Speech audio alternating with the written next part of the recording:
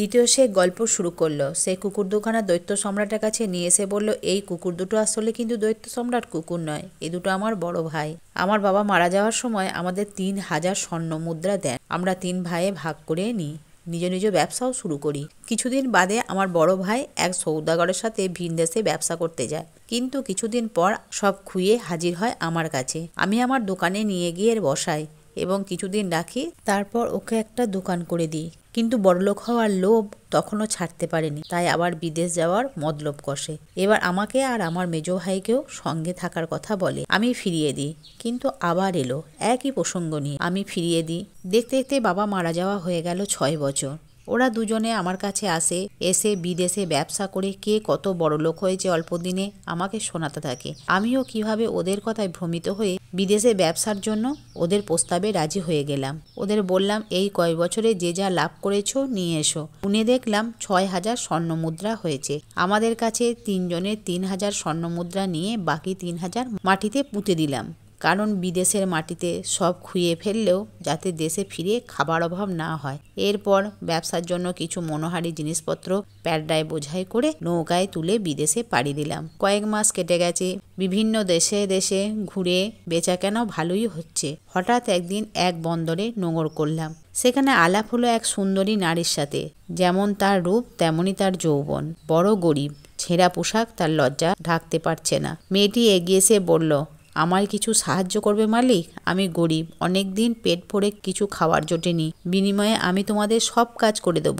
আমি তোমাদের মালপত্র বয়ে দেব, কেনা বেচা করে দেব, খাবার তৈরি করে দেব।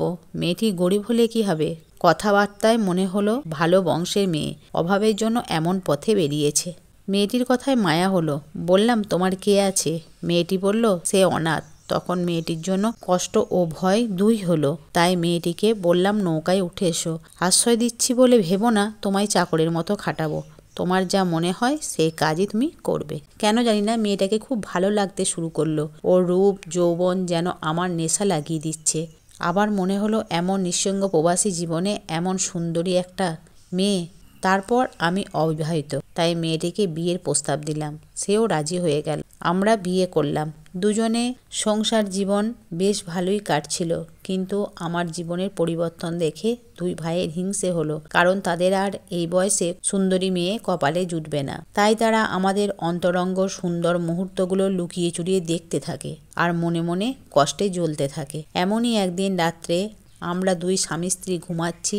আমার 2 ভাই আমাদের নৌকা থেকে তুলে জলে ফেলে দেয়।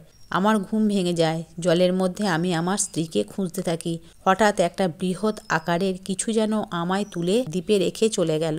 আমি দ্বীপে জ্ঞান হারিয়ে ফেললাম।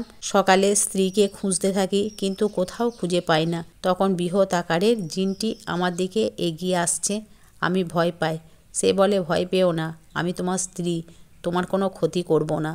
আমি অবাক হয়ে যাই। সে তখন বলে, তোমাকে যখন আমি বন্দরে প্রথম দেখি তোমাকে ভালো লাগে, তাই তোমাকে বিয়ে করেছি। তবে তোমার সাথে যারা এই কাজ করেছে তাদের ছাড়বো না।